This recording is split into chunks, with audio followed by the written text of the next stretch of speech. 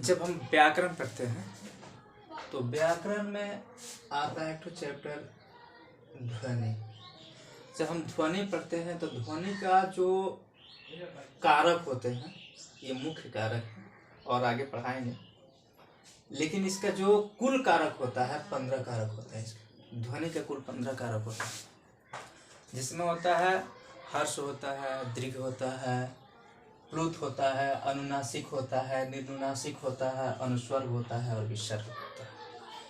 समझने की बात यह है कि हर्ष और स्वर क्या है, ईश्वर है। हर्षोस्वर क्या है, तो हर्ष और स्वर वो स्वर है जो मूल स्वर है, एकदम मूल है, वो जड़ है, वहीं से स्वर का निर्माण होता है। इसका होता है अ, इसके होता है हर्षई, इसके बाद होता है हर्षौ, इसके बाद होता है री।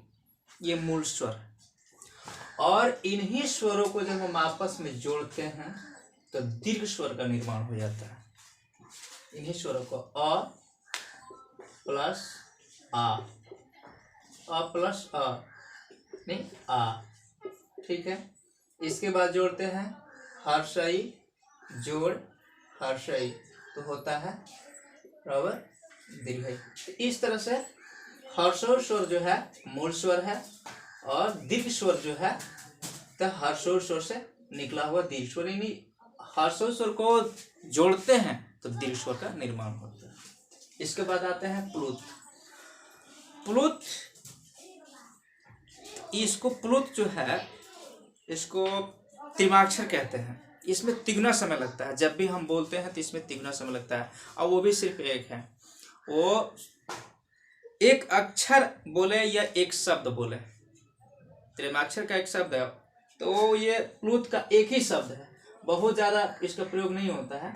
लेकिन वैदिक जो किताबें हैं, वैदिक जो किताबें हैं या पुरानी किताबें हैं उसमें प्लुत का ज़्यादा निर्माण हुआ है, प्लुत का मतलब ज़्यादा प्रयोग हुआ है।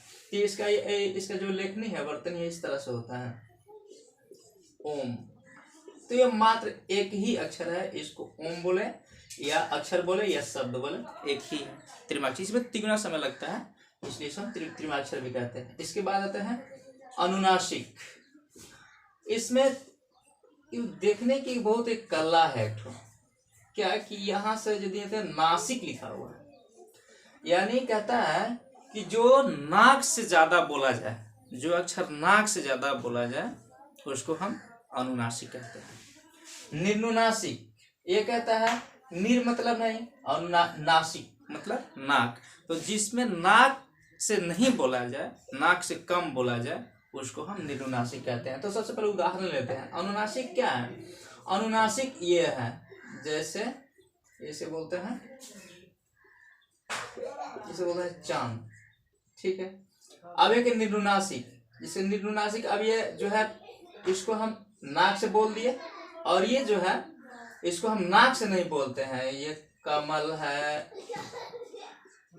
खेत है, या अन्य अन्य ऐसे सारे शब्द जो है ये निर्नुनासिक के अंदर आता है।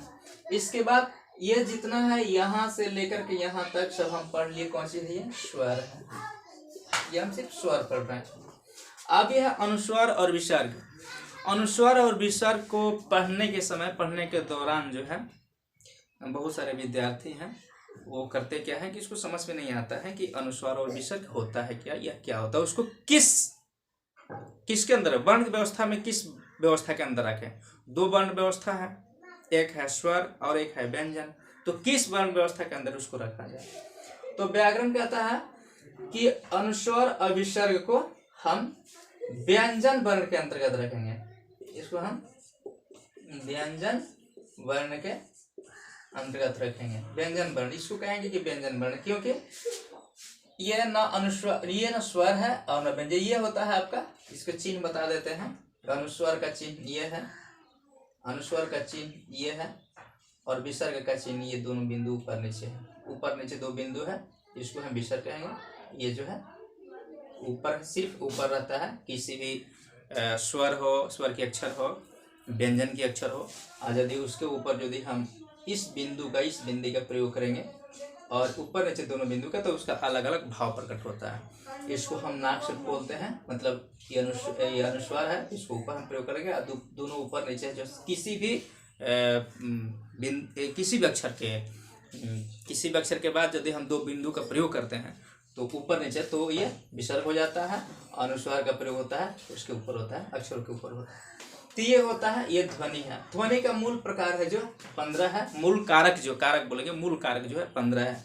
ठीक है, तब तक हम इसको उदाहरण के तौर पर लिख देते हैं।